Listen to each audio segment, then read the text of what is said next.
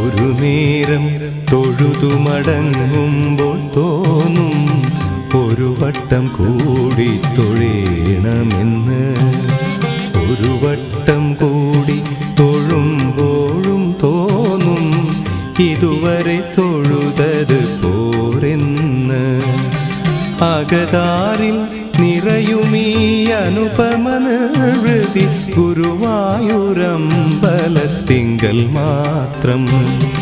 ഒരു നേരം തൊഴുതു മടങ്ങുമ്പോൾ തോന്നും ഒരു വട്ടം കൂടി തൊഴേണമെന്ന്.